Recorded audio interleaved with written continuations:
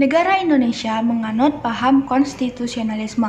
Hal ini sebagaimana disebutkan dalam pasal 1 ayat 2 Undang-Undang Dasar Negara Republik Indonesia tahun 1945 yang berbunyi, kedaulatan berada di tangan rakyat dan dilaksanakan menurut Undang-Undang Dasar.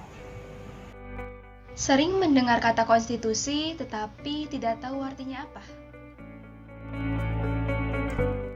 Konstitusi merupakan seperangkat aturan atau hukum yang berisi ketentuan bagaimana pemerintah diatur dan dijalankan. Dalam pengertian yang sempit, konstitusi merupakan suatu dokumen yang berisi aturan-aturan untuk penyelenggaraan negara.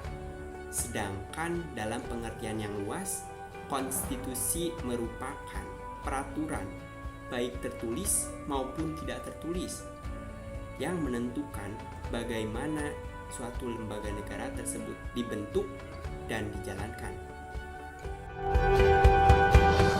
Bentuk konstitusi ada dua, yaitu konstitusi tertulis dan konstitusi tidak tertulis. Konstitusi tertulis merupakan sekumpulan aturan pokok dasar negara, bangunan negara, dan tata negara yang mengatur perikehidupan satu bangsa di dalam persekutuan hukum negara.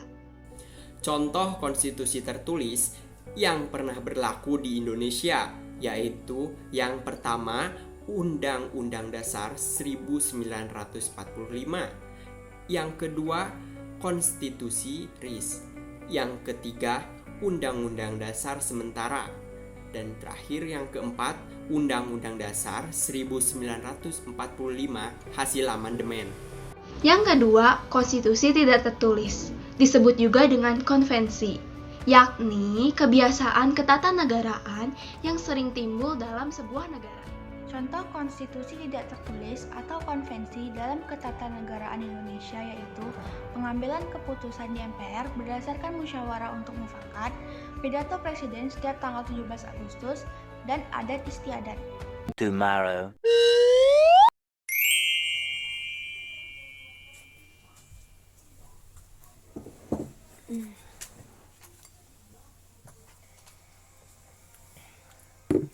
Ada berita apa ya hari ini? Coba deh. Berita terkini.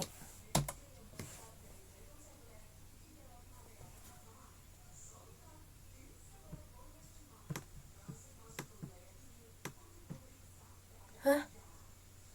Udah bisa diubah. Emang bener ya? Apa zoom aja ya sama teman-teman? Tanyain. Oke deh, zoom aja. A few moments later. Halo teman-teman, gimana nih kabarnya? Halo, Baik, baik. ya. Kalau kalian gimana? Baik juga. Aku baik, tapi di sini hujan, jadi dingin tahu. Di kalian hujan nggak sih? Sama di sini juga hujan. Aku enggak di Bogor. Terang aja di sini. Padahal kota hujan. One eternity later. Jadi gini loh, kan maaf ya ngedadak nge-zoom. Tadi tuh aku tuh baca berita, katanya undang-undang itu bisa diubah. Aku tuh bingung, emang bener ya? Bener, Al. Jadi konstitusi itu punya dua sifat. Sifat luas dan sifat kaku. Nah, sifat luasnya itu karena konstitusi dapat diubah melalui prosedur seperti membuat undang-undang dan disesuaikan dengan perkembangan zaman. Bersifat kaku karena undang-undang itu sulit dan tidak bisa diubah sampai kapanpun atau hanya diubah melalui prosedur yang berbeda dengan prosedur membuat undang-undang. Nah, jadi karena punya sifat fleksibel itu, konstitusi bisa diubah. Nah, konstitusi juga harus memiliki kemampuan untuk menghadapi perubahan-perubahan yang ada di masyarakat. Jadi, salah satu perkembangannya adalah wacana tentang amandemen kelima Undang-Undang Dasar 1945. Dari artikel yang aku baca sih, ada salah seorang profesor yang bernama Profesor Asyumardi juga berpendapat bahwa perubahan terhadap konstitusi ini sangat dimungkinkan. Hal ini dikarenakan konstitusi bukan kitab suci yang harus selalu dibenarkan dan tidak boleh diubah sama sekali. Konstitusi merupakan produk hukum hasil buatan manusia yang dalam perkembangannya dapat disesuaikan dan dilakukan perubahan. Oh iya, aku juga baca tuh artikel yang dibaca Hilda. Yang aku tahu, Profesor Azimardi juga menyampaikan bahwa konstitusi saat ini menurutnya sudah cukup baik dan mengandung beberapa unsur penting, yaitu dapat mengakomodir moralitas hukum dan moralitas pemerintah. Lalu cukup kuat dalam memberi kerangka dan prinsip yang tegas pada 3 cabang kekuasaan pemerintah yang semua kita udah tahu gitu, eksekutif, yudikatif, dan juga legislatif.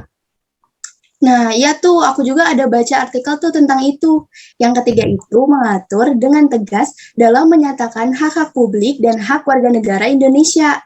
Dan yang keempat itu bahasanya ditulis secara tegas, jelas, komprehensif, dan fleksibel terhadap perkembangan zaman, Al. Oh gitu ya. Jadi, oh ya aku udah paham sih. Makasih ya kalian udah ngejelasin. Aduh, aku dari tadi bingung banget loh. Kok udah teman-teman? Sama-sama Alia. Sama-sama, Alia. A few minutes later. Emangnya setiap negara punya konstitusi ya? Pastinya punya dong, Al, karena konstitusi itu punya beberapa fungsi. Nah, salah satunya ada sebagai piagam lahirnya suatu negara. Yang kedua itu sebagai rujukan identitas dan lambang negara. Yang ketiga, landasan penyelenggaraan negara. Yang keempat, membatasi kekuasaan pemerintah. Dan yang terakhir itu menjamin hak asasi warga negara. Nah, dan juga selain fungsi yang tadi udah dibacain sama Hilda, konstitusi juga punya tujuan, Alia, yaitu yang pertama, membuat batasan kekuasaan bagi penyelenggara negara agar tidak bertindak sewenang-wenang. Dalam hal ini, konstitusi membatasi kekuasaan penguasa sehingga para penguasa ini tidak melakukan tindakan yang merugikan masyarakat banyak. Lalu tujuan yang kedua yaitu untuk memberikan perlindungan terhadap hak asasi manusia. Dengan adanya konstitusi, maka setiap penguasa dan masyarakat wajib menghormati hak asasi manusia dan berhak mendapatkan perlindungan dalam melakukan haknya. Lalu yang terakhir, tujuan dari konstitusi yaitu untuk memberikan pedoman bagi penyelenggara negara agar negara dapat berdiri dengan kokoh. Gitu, Al.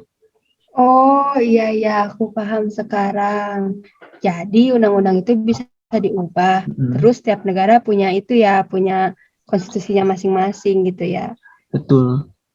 Oke, makasih teman-teman udah ngejelasin. Ya Allah, maafin ya. Iya, Alia. Gitu, ngedadak nge-zoom. Makasih teman-teman. Iya, sama-sama, Alia. Sama-sama ya. Dadah. Dadah.